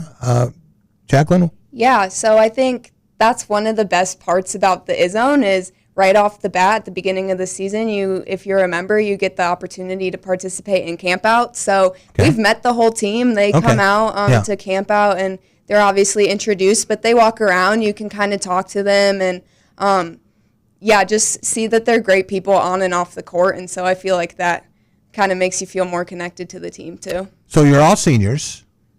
If I said to Jackson Kohler or Carson Cooper, who are seniors, hey, we had in the studio today, we had Jacqueline, Josie, and Anna. Would any of them know any of you? Josie? Maybe not by name, but if you mentioned, we had these 3 girls that wear green cowboy hats and are at the front row for every game, they'd maybe pick up on that. Yeah. Can you put those hats on? We are on the video stream here, right? Should we turn them on? Oh, you can light them up. Yeah. Light them up, ladies and gentlemen. How about that? That's pretty good. Rob, you'd look really good in one of those, I think. I'll take one, sure. So who came up with this idea? Which of you? Probably Anna. me. Yeah, that was Anna for sure. Freshman year, driving home for Thanksgiving. My mom was driving me home, and I was like, I want to order these hats. And she was like, order them all. Order them for all your friends. So I ordered 5 cowboy hats. They showed up at my dorm the next week, and we've worn them to every game since. So. Well, you've worn them to a lot of victories. Yeah, that's very true. Yeah. Made its way to Elite 8 game even. We brought them down. You were there? Yeah. You were in Atlanta? Yeah. Yes. Yeah. Jacqueline, your favorite game that you've attended? This is a hard question. Yes, and it is. My answer changes all the time. Okay. I think one of the games, and honestly, it's been kind of a repeat big event, our games versus Illinois. I think they've been close games, and I think, in my opinion, the atmosphere in the Breslin Center, I'm not sure I've ever heard it louder. I mean, Duke and Arkansas kind of rivaled it this year, but it's always been a close game. The energy is high the entire game, and it's so loud in the Breslin Center. So Michigan State has a streak against Illinois. Yep. Yeah. So tell us about last night. Josie, how nervous were you on that last possession? Oh, my goodness. I was on the edge of my seat. I mean, this team and my heart rate, whew. Now, Braden Smith launches that shot, closely contested by Cohen Carr. It's long, hits the back of the rim, goes up. Michigan State gets the rebound. What did you do or say? I'm pretty sure Honestly, You tell the moment, it was kind of crazy because I don't think I had like any verbal reaction. I was just like, oh, wow. And then like after we gotten the rebound, I was like, thank goodness. And then like immediately after the game's going on and it's kind of hooked up with my computer, I get the fight song going immediately. Oh. So we were doing the whole fight song. Which of you screams the loudest at the game? Josie. Josie. Yeah. Okay, I would have probably guessed that. Which of you is most likely to use profanity, either to celebrate or at an official, or at a Michigan player who won't get off the logo? I might have to go with Anna on that one. That would be Anna, right? Yeah. Yeah. Anna, anything you can say on the radio, or does it go beyond that? No. I'll leave it there. He's gonna leave it right there. Okay. Her and Izzo are aligned. Typically. Wow. Okay. Jacqueline, what happens to this team now? I know they go to Indiana Sunday, but coming off this great victory, are you a little worried that there could be a letdown? I'm never going to be the one to say that. No. I think they're on their trajectory up, and I think it's only up from here.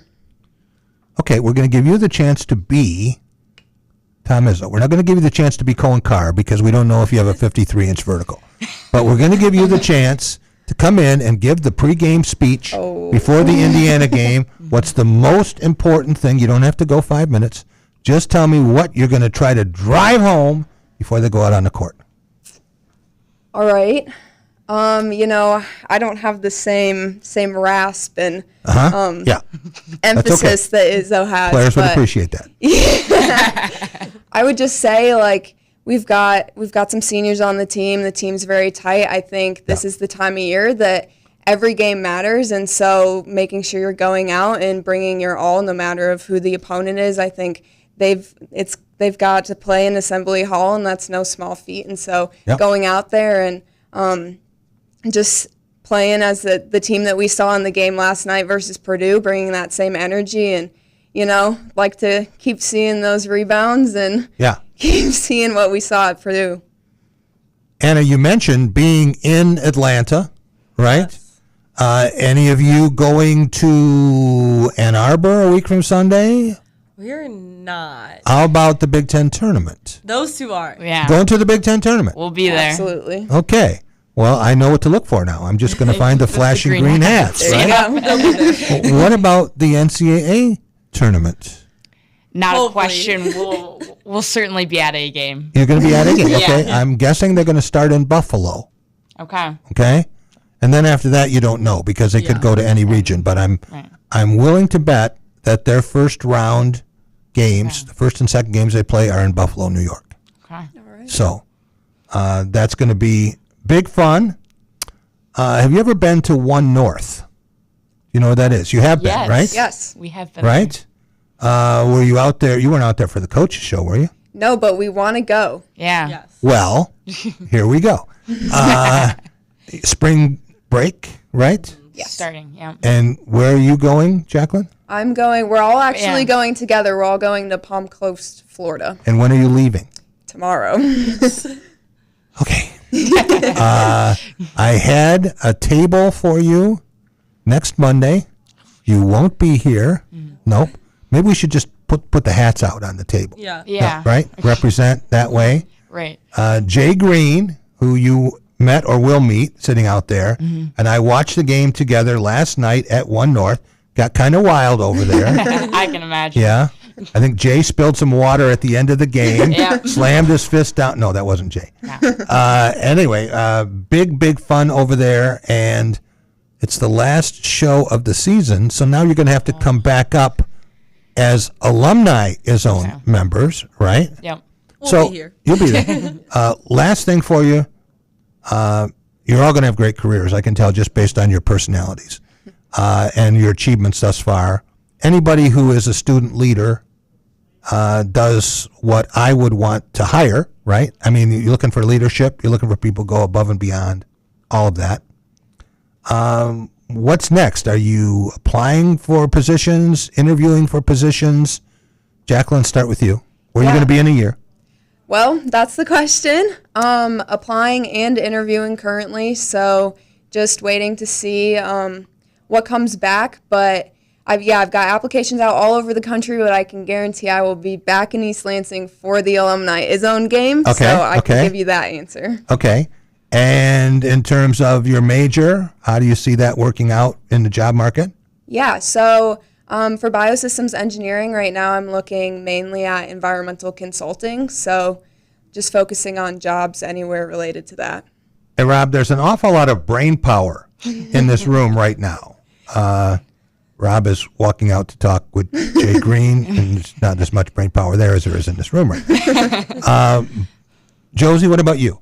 Yeah, so similar to Jacqueline, I'm biosystems engineering, but I've been applying to various positions, but I think within the next year, I'm just looking for the next adventure. So What is biosystems engineering? It sounds scary just when you talk about it. yeah, it's basically engineering, but just add any biological component to it. So it could be like food or biomedical or ecosystems, so all those different things. Okay. Anna, what about you? Yeah. Where will we find you? I interned for Marathon a couple times, so I'll be working for full time for them in Detroit. In Detroit. Yeah, so I'll be close by. They're headquartered in Findlay, Ohio, right? They are headquartered in Findlay, Ohio. But yeah, I'll be at the Detroit plant there. So. Okay, fantastic. Well, that's close. Close enough to make a trek for a night for game day. So Yeah, absolutely. Hey, thanks to coming in. Really appreciate that. You're welcome anytime. When you get back from break, you know what we might do? We might get you on with some freshmen who are coming in next year and let you tell them about the Izzone, right? We'd love to. Yeah. We would love to do that. Got to get them in the Izzone. Got to start young. We want to thank Jacqueline, Josie, Anna for coming in here, and we will see you again. We've got some other things that we're going to be working on with the Izzone, so we'll be in touch. Awesome. Thank you so much. We will be back in just a minute, and we're going to get Jay Green's butt in here, and we're going to talk about last night. He was responsible, he said, for delivering a victory. He took his responsibility very seriously last night. We'll be back with that segment to close the week, and then I am on my way out to Munn for Michigan State hockey. You're not going to a hockey game, are you? I'll see you there. Oh, Josie. Are you going too, Jacqueline? Not tonight. Anna? Not tonight. Well, you have a designated representative, right? Yes. There you go. Okay, One Josie. green hat will be there. Yeah, and you're the loudest one anyway, they said, right? So, Yeah. Okay. Yep. Okay, sounds great. We will be right back with more coming up on The Drive with Jack. Jack Ebling here with my good friend Matt Sloan at Graph of Okemos. Some great product here in early 2026. You got it, Jack. Here at Chevy, we have, backed by popular demand, the all-new Bolt. Redesigned and back in full force for us. People are really excited about that vehicle. It did great for us in the past. Great. And then next door, the Nissan Sentra, completely redesigned for that model. Great fuel economy. It's going to be a hot seller for us. Stop and see Matt and the gang at Graph of Okemos. They're making friends. Dean Transportation is looking for compassionate people to join our team of school bus drivers and attendants. Visit deanjobs.com to see all openings. Dean Transportation provides paid training to obtain a commercial driver's license, increased starting pay, comprehensive benefits, and flexible schedules with no weekend shifts. No experience needed. Apply today at deanjobs.com and train for back to school season. That's DEAN jobs.com. Hey, Jack, you love a good gift card. Yes, Jeremy, I do. One North makes it even better. Reload your One North gift card now through January for 15% off and keep those good meals coming.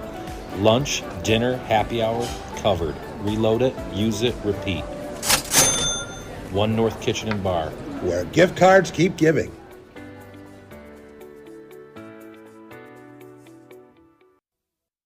So, it's been a while since you've had your jewelry cleaned and inspected, right? Where will you go and who will you trust with your most valuable and treasured heirlooms? At Meadowar Jewelers' 4 locations in Lansing, Okemos, Jackson, and Portage, jewelry isn't just our job, it's our passion. Each and every piece entrusted in our care is thoroughly inspected by our trained staff against damage or normal wear. And And we offer you, our customer, the highest level of quality on repairs and custom designs. Whether it's worn out prongs, channels, or shanks, it's all handled with incredible care.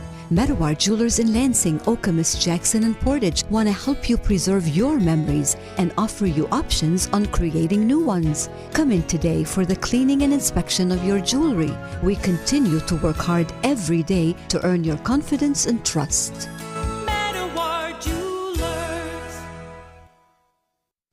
Jack Ebling here with my good friend Matt Sloan at Graf of Okemos. Great time to get a great vehicle. Fantastic time, Jack. 0% financing is back. Hard to believe this time right now we can get a vehicle with zero interest. Wow. And if you're looking to pay cash, how about rebates up to $10,000? That's unheard of lately, right? $10,000 off on a vehicle. How about leasing? You want to lease? You can lease a vehicle right now in the low threes. Come on out and take a look. You're talking everyone's language. Stop and see Matt and the gang. They're making friends. Everybody, I want to hear it now. Green, green, it's green they say, on the far side of the hill. Welcome back. It is the Drive with Jack Spotlight Radio Network. Got enough people in studio for you, Rob? Let's keep it going. Saving the best, well, one of the best for last. A Yeah. Hall of Famer. Hall of Famer in March, right? Yes. Flint, African-American Athletics Hall of Fame, Jay Green. Yes. Congratulations on that. Thank you. Thank you. The next time we talk to you, you will be in induction month. Yes. It's the end of February. But last night you were in One North, sitting with Big Jim Keaton and some other guy, watching Michigan State beat Purdue. Yes. And you have a special table. Do you want to explain what that's all about? Yeah, so the first time we went, I found the table. Yep. And I actually picked the table out. It was a real effort. So I had to make sure that we were able to see the game from all angles. That's right. We were watching two games. Exactly, because Michigan was playing on one TV. That's right. We were playing Michigan, on Nebraska. Exactly. Yeah. So I picked this table, and it worked out the first time. So last night when I got there, and they even offered us, I don't know if he said it to you, but they offered us to go to the other room. Yeah, and I was so like, we can no. move into the coach's room. I was like, you can ask him, but I would rather stay right here because it worked last time. Yeah. When I walked in, I said, "There's nobody in that room." They said, "No, Jay's already got this thing figured out." So, and then Big Jim joined us. Yes. A little bit later. Yes. Yeah. So, do you think he'll come back and do it again, or do you think he said those guys are too crazy? No, I think he liked it. He liked it. I think that was right up his You've been alley. on baseball trips with him, Yes. right? We've all Yes. gone down to Comerica. Yes. So we know what that's like in the Yes. Keaton Mobile. Yes. You know what I get from him? I think that when he was younger, he did all of the doing, and now he just likes watching other people do the doing. Do the doing. That's probably right. He definitely did the doing. I'll Yes, tell you that. that's what I get from him. Yeah. So last night, Purdue gets off to a 7-point lead, and I could hear the people going, "Oh, there they go again. Oh, they didn't play well against Ohio State. Now they're at Mackey, and the season's over." And then Michigan State had an 8-0 run, and from that point on, Purdue never led by more than 5, and Michigan State never led by more than 8.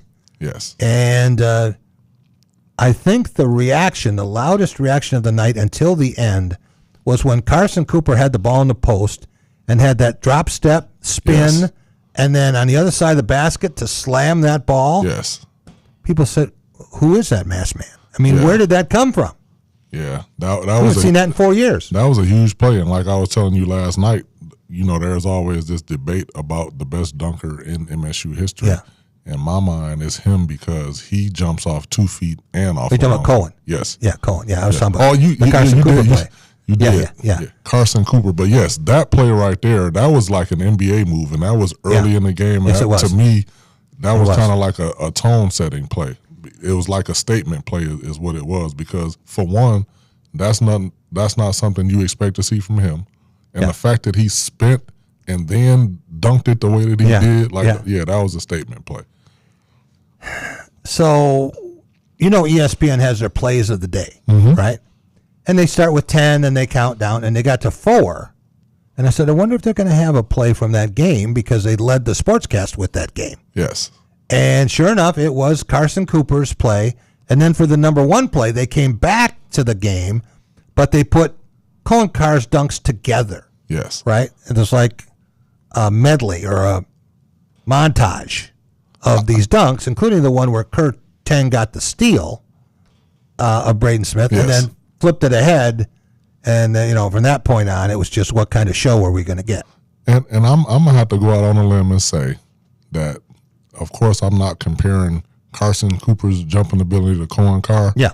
But I feel like his dunk was more impressive than both the last night. It was. Yes. It was more meaningful, yes, maybe, right? Yes. Yeah. Yes. And a 3-point play. People and some people who know a ton about basketball. We had Rod Barmack on yesterday from Final Four's Not on the Schedule, talking with Izzo. It's so easy to overlook what Carson Cooper does. The reason I thought he was the player of the game last night was not only was he the leading scorer on the floor, 15 points, not only did he have the most rebounds, he tied for that with 6, but he was 6 for 9 from the field, didn't miss a free throw, 3 for 3 at the line, and there was a time when he shot free throws like Cam Ward. Yeah. Not anymore. He's become very reliable. And the defense on the last opportunity by Trey Kaufman-Renn in the post, he went up for that jump hook. The trick was not fouling on that play. I agree. And he managed to do that, and then the rebound came off, and Cam Ward grabbed that rebound. So Michigan State did a lot of things right, Jay, but what does it mean? And is the real Michigan State closer to the team we saw end a 12-year drought at Mackey, or the one that really struggled and was a little bit fortunate against Ohio State? I think it depends. I feel like the game at Mackey, in some senses, was a must-win game. Yeah. Because again, we hadn't won there in 12 years, and you're still, fighting for position in the conference, and that's a game that you want to win. And I think people don't understand that it's something about hearing things over and over as an athlete. Like, oh, well, you haven't won here in so long. That's kind of a thing that really gets to you and motivates you, I feel like. And that's why I feel like that they put so much into this game. And in my mind, Sunday may have been them looking past Ohio State to this game, which happens a lot because when in the grand scheme of things, the Purdue game was a bigger game than the Ohio State game. Even though the Ohio State game was at home, in the grand scheme of things, Purdue was a bigger game. You can speak to this as an athlete better than I can, because when you were at Michigan State, you beat Michigan. Yes.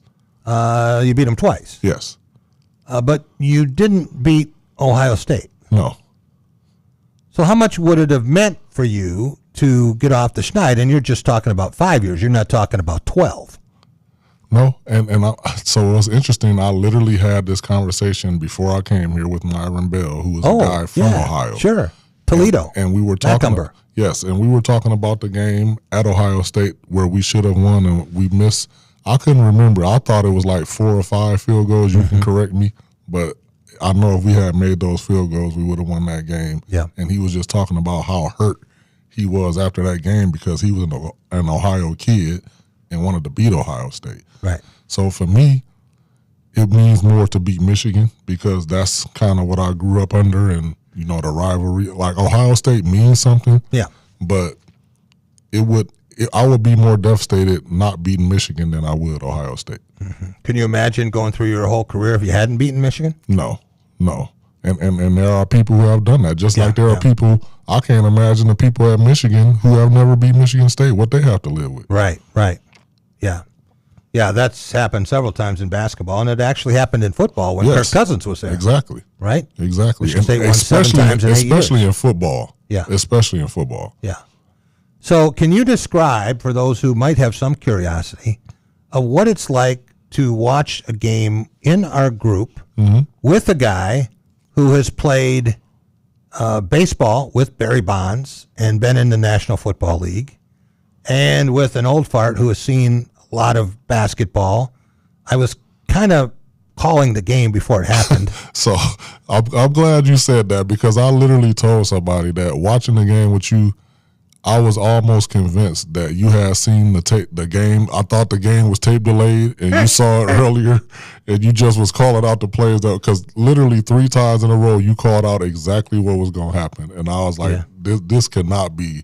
But I feel like for me as a fan, I like doing that because I always like being around people who I feel like are smarter than me and have or are just as intelligent, especially about sports. Yeah. And I feel like the experience that Jim Keaton has had and the people that he's been around, along with your wealth of knowledge from covering, 40 years plus of MSU, and it just gives perspective, which I like because I don't like to just see the things that I see you kind of like. So, for instance, me and Myron were watching the combine earlier. Oh, yeah. And he was giving some we was watching the defensive back drills. He knew what it was all about. Exactly. So listening to him explain everything gave me a whole different perspective. And I was like, in my mind, I feel like this is the way the commentator should be talking about what's going on because it clearly shows, the knowledge that he has and it's for the person who really don't understand what's going on. Right. It simplifies it.